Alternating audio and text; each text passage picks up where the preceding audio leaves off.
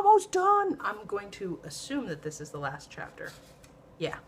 Hi guys, this is Connie, and we're about to wrap up Connie Reads Another Fine Myth. This is chapter 26, and from the looks of it, the last chapter. A quote: "A woman, like a good piece of music, should have a solid end." F. Schubert. I might be mispronouncing that. Schubert.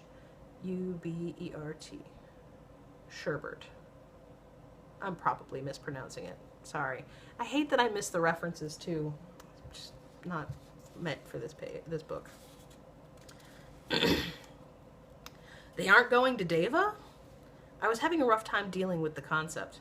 That's right, kid, Oz said, pouring himself some more wine. But Istvan set the D-hopper himself.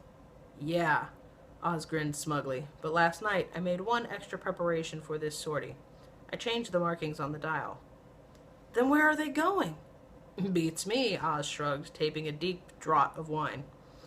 But I'm betting it'll take them a long time to find their way back. There are lots of settings on a D-hopper. But what about Tonda and Quigley? Tonda can take care of Quigley, Oz assured me. Besides, she has the power to pull them out any time she wants. She does? Sure, she'll probably have a few laughs, just tagging along for a while. Can't say as I blame her. I'd love to see Quigley deal with a few dimensions myself. He took another generous gulp of the wine. Oz! I cried in sudden realization. The wine! What about it? Oh, don't worry, kid, he smiled. I've already lost my powers, remember? Besides, you don't think I drugged my own wine, do you? You drugged the wine? Yeah, that was my secret weapon. You didn't really believe all that bunk that about Frumple, did you? Of course not, I said, offended. Actually, even though I knew Frumple hadn't done it, I had completely lost track of actually who had done what and to whom. Here, kid, Oz handed me his flagon and picked up the jug. Have some yourself. You did pretty good this afternoon. I took the flagon, but somehow couldn't bring myself to drink any. What did you put in the wine anyway? I asked. Joke powder, Oz replied. As near as I can tell, it's the same stuff Garkin used on me. You can put it in a drink, sprinkle it over food, or burn it, and have your victim inhale the smoke. I had a sudden flash of recollection of the brazier billowing smoke as Oz materialized. What does it do? Weren't you paying attention, kid? Oz cocked his head at me. It takes away your powers. Permanently? Of course not, Oz scoffed. Only for a century. What's the antidote? There isn't one. At least I couldn't get the stall proprietor to admit to having one. Maybe when you get a little better with magic, we'll go back to Deva and beat an answer out of him. I thought for a few minutes. That seemed to answer all of my questions. Except one. Say, Oz? Yeah, kid. What do we do now? About what? I mean, what do we do?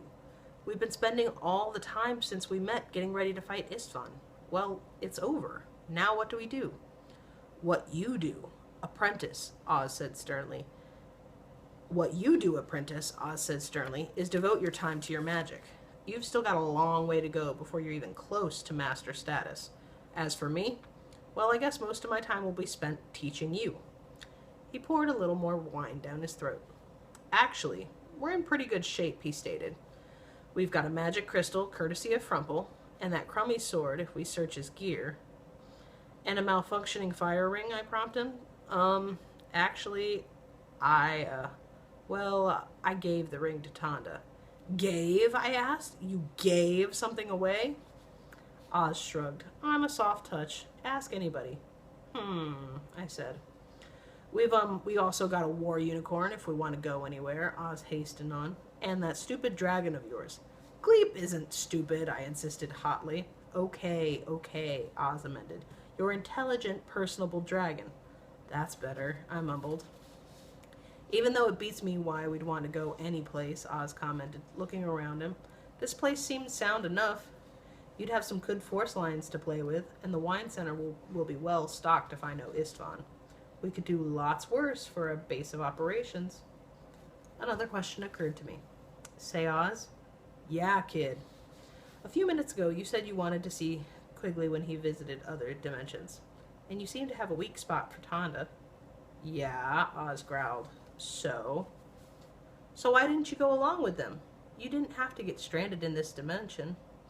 Istvan's a fruitcake, Oz declared pointedly, and I don't like imps. You think I'd like having them for traveling companions?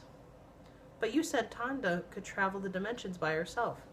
Couldn't you and she have... All right, interrupted Oz. You want me to say it? I stayed here because of you. Why? Because you're not up to traveling the dimensions yet. Not until you... why stay with me at all?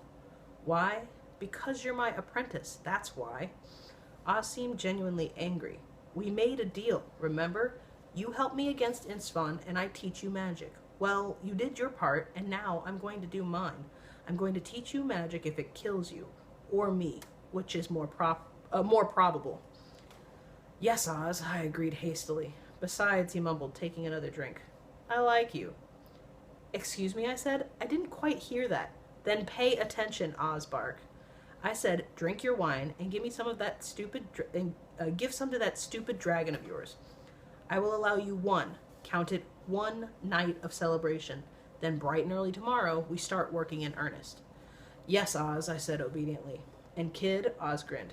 Don't worry about it being boring. We don't have to go looking for adventure. In our profession, it usually comes looking for us. I had an ugly feeling he was right. And that's the end of another fine myth. As an exit, there is something about the author. Oh my gosh. Robert Aspirin. I hope I did not butcher your name. I'm so sorry. As I totally lose all of my stuff in my face. About the author. Robert Aspirin lives in Ann Arbor, Michigan. He claims he has been a fencing coach, a Mongol warlord, a Klingon, a cost accountant, and a deep space mercenary. His first novel, The Cold Cash War, was released in 1977.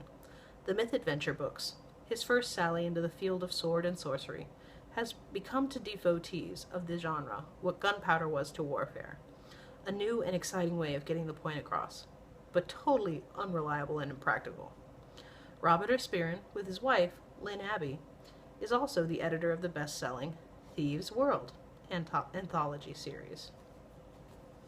I feel bad because I have a lot of friends who enjoy this entire genre, and I am just dipping my toes into it. But that was Connie Reads Another Fine Myth. I thought that was a pretty good read, and it makes me wish that I went back and reread the beginning, because I definitely didn't have... I get better with practice, so if you enjoyed it, please let me know. If there's something you would like me to read out loud on Connie Reads, feel free to leave it in the comments. I have plenty of suggestions and a couple of books that I'm already going to read just for my own personal playlists that I'll eventually post in the future if need be. But until then, be careful with that and enjoy, please and thank you. And I'll see you in the next book. Bye. Ooh, big thank you to Stephen Herring. He let me borrow this book ages ago, and I kept putting it off and putting it off and putting it off. And I mean, this is something he's obviously loved for a very long time, and so I will be happy to return this to you, hopefully in a much more timely fashion than when I actually read it, because I think he let me borrow this book.